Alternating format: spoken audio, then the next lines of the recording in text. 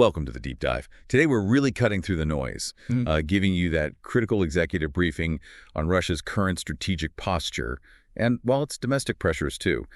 Our sources paint a pretty clear picture, even if it's a complex one. Mission brief. What we're seeing is Russia deploying some, let's say, aggressive internal economic measures.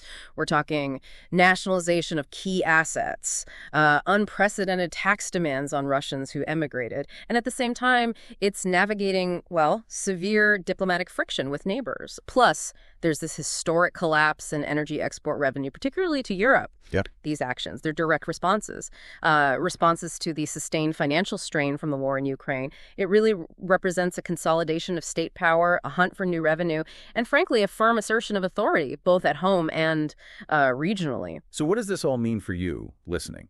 Our objective here is to dissect these pieces. We want to do it with, let's say, operational discipline, giving you the clarity you need to understand this current strategic environment. We'll go from the big picture objectives down to the granular details, look at the geopolitical fallout, and put it all in context with some historical parallels. Right. The overarching strategic objective is pretty unambiguous: resource consolidation and immediate revenue generation. Why? To sustain the ongoing conflict in Ukraine. That's the bottom line. The Kremlin is grappling with a serious budget deficit, military spending is ballooning, and that primary revenue source, energy exports, it's seen a dramatic downturn. So this drives the need to secure capital internally and assert fiscal control over all its citizens, doesn't matter where they are. And just for perspective, current military spending, it absolutely dwarfs the value of assets they've confiscated since February 2022. It just highlights the severe budget pressure, and it's directly tied to the war. That paints a stark picture, a state under immense financial strain. Now, how exactly are these objectives turning into, concrete actions in the financial and diplomatic arenas? Operationally, it's a multi-pronged approach we're observing. One key maneuver is this asset nationalization, the latest big target. Uzerald-Zoloto Group of Companies, or YUGK, Russia's third largest gold producer, them and about 10 affiliated firms. It was seized from billionaire Konstantin Strukov, who's also a regional lawmaker, part of United Russia. And how did they seize it? Was it some long, drawn-out legal fight? Far from it. Very swift. The Prosecutor General's office, they filed a lawsuit July 2nd, and this was accompanied by very widely publicized raids on the company offices, real show of force. Then a court ruling on July 11th, less than 2 days later, mind you, held behind closed doors. The order: immediate seizure of all assets. Less than 2 days. And the justification. The allegation was that Strukov illegally took control using his government position, then restructured the firm, made it public, transferred ownership to buddies and his daughter, Alexandra Strukova. She holds Swiss citizenship, interestingly. YUGK, it's a major player. Generated hundreds of millions in revenue last year, produced, over 10 metric tons of gold? That's despite reporting a net loss, by the way. So significant. Oh, absolutely. And this isn't isolated. It's the latest in a whole series of these wartime seizures of private assets. The estimate is around $50 billion confiscated since February 2022. That figure, it's roughly equivalent to Russia's annual budget deficit, or maybe a third of their yearly military spending. So this isn't just about the money then? Exactly. It goes beyond just revenue. It signals a ruthless consolidation of state power. You're effectively eliminating potential economic power bases that could, challenge the Kremlin down the line. And it sends a stark warning to the elite. Financial independence won't shield you if you're not aligned. Dissent isn't tolerated. So grabbing private economic power, that's quite a message. But you mentioned they're not just targeting assets inside Russia. Moscow's also tightening the screws on citizens abroad, these tax demands. Precisely. Beyond seizing assets at home, the Federal Tax Service is issuing notices. They're targeting Russian citizens living in Kazakhstan, especially those working for Kazakh companies. Remember, thousands moved there in 2022, after the invasion, the mobilization, the general crackdown. Right. So Russia is treating their employment in Kazakhstan as if it's, quote, remote work performed from Russian territory. And they're demanding full income taxes for 2022 and 2023. Even though these people are physically in Kazakhstan, which has its own tax system. That's the crux of it. Kazakhstan's tax rates are different, maybe 5-20%. Russia's base is 13%, higher for top earners. But here's the tricky part. Russian law often defines you as a tax resident if you spent over 183 days there in a calendar year. So many who left during 2022 were actually still technically residents for tax purposes for that year. That makes them liable in Russia's eyes. Okay. That's a complication. It is. And compounding it, while there is a double taxation treaty between the countries, meaning you shouldn't pay full tax twice, many people apparently failed to file the necessary Kazakh tax residency certificates. So the taxes they paid in Kazakhstan, which are often automatically withheld at 10%, might not get credited against what Russia says they owe.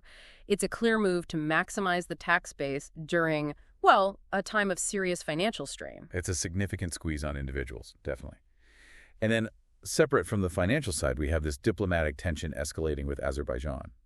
How did that flare up? Yeah, that situation got heated following the deaths of 2 Azerbaijani men. This happened during what were described as mass arrests in Yekaterinburg, Russia, tied to some unsolved murders. Russia's foreign ministry basically said no violations occurred during these arrests. Okay, but Azerbaijan didn't see it that way. Not at all. Their response was swift and forceful. Nighttime police raids targeting Russian citizens inside Azerbaijan. We've got reports from Kovcheg, that's an exiled human rights group, and also Russia's own embassy in Baku. They detailed the use of things like non-lethal weapons, even physical violence. Azerbaijani authorities were apparently looking for visa violators, compiling lists. And they made arrests. They did. 10 Russian nationals arrested, including the editor-in-chief and deputy editor of Sputnik Azerbaijan, which subsequently led to Sputnik Azerbaijan shutting down its operations there. The other 8 Russians arrested were accused of things like cybercrime and drug trafficking. There were reports of visible injuries. And now Azerbaijan has launched its own criminal investigation, specifically accusing the Russian police involved in the Yekaterinburg incident of torture. So a direct tit for tat almost. Arrests, accusations flying back and forth. How's the Kremlin reacting? The Kremlin acknowledged it, said it noticed all the details in video circulating, vowed to protect its citizens through diplomatic channels and, quote, all the means available to us. Meanwhile, the Russian embassy in Baku is accusing Azerbaijan's foreign ministry of ignoring requests for consular access to the detained Russians. And, adding another layer, Russia has now placed 6 ethnic Azerbaijani men in pretrial detention back in Russia on murder charges linked to those original Yekaterinburg events. So this whole episode, it really points to a rapid deterioration in relations between the two countries. Okay, this really raises a big question then. How do these, complex internal economic pressures and these regional diplomatic flare-ups, how do they impact Russia's broader geopolitical standing, its relationships with other former Soviet states? The geopolitical implications are, severe. Especially when you look at Russia's economic vulnerability tied so closely to energy. Gazprom's natural gas exports to Europe, they've plummeted. We're talking levels not seen in half a century. The projection for this year is less than 16 billion cubic meters. Compare that to 175 BCM back in 2021. It's staggering. Just a massive drop. Massive. Nearly halved, again, just from 2024 to 2025. And it's a direct result of Western sanctions, yes, but also political breaks and the simple disintegration of the infrastructure. Those pipeline routes through Ukraine and Poland. Effectively cut off now. So what's Gazprom doing with all that gas they can't sell to Europe, and what's this doing to their finances? Well, estimates suggest Gazprom is left holding around 60 billion cubic meters of unsold gas this year. That's roughly equivalent to, say, the entire annual output of the UA, just sitting there. Efforts to pivot to Asia, like the Power of Siberia pipeline to China, they help, but they only deliver about 20% of the volumes Europe used to take. And that second China pipeline everyone talked about still stalled. It's got to the point where the Kremlin is reportedly considering sending gas to Iran. Iran, a country with the world's second largest gas reserves itself. That really underscores the desperation to find any new market. And financial hit. Significant. Gazprom posted a loss of about $8.2 billion in 2023, and their core gas business lost something like $13 billion in 2024. There are confidential forecasts suggesting cumulative losses could reach almost $200 billion over the next decade. This isn't just a dip, it's a seismic shift in a foundational economic relationship for Russia. Okay, and beyond the economics, what about regional stability alliances? Well, we already touched on the increased friction with Kazakhstan and Azerbaijan, that's clear. But more broadly, we're seeing definite signs of weakening Russian influence, particularly in the South Caucasus. Yeah. Look at Armenia. Their envoy to the EU publicly said, and this is a direct quote, "It hurts to see how Moscow-led security bloc has screwed us." Mm-hmm. That's pretty blunt language. And Armenia is actively looking to strengthen ties with the EU and the U.S. Right. And this is reinforced by the confirmed withdrawal of Russian peacekeepers from Nagorno-Karabakh. That's a major step back. So taken together, these events signal a critical moment, a reevaluation of Russia's role as a security guarantor in the region. And it suggests a potential shift in alignments among these former Soviet states. They're reassessing their reliance on Moscow. If we try to connect all these threads, the seizures, the taxes, the gas collapse, the regional tensions, it really feels like we're watching a critical moment in Russia's post-Soviet story unfold. What historical precedents or patterns can maybe help us understand these current actions? Has Russia behaved like this before in times of stress? Oh, certainly. These actions, while specific to today's context, they definitely echo historical patterns. Take the asset seizure, the gold producer YUGK, that immediate grab of a major strategic asset.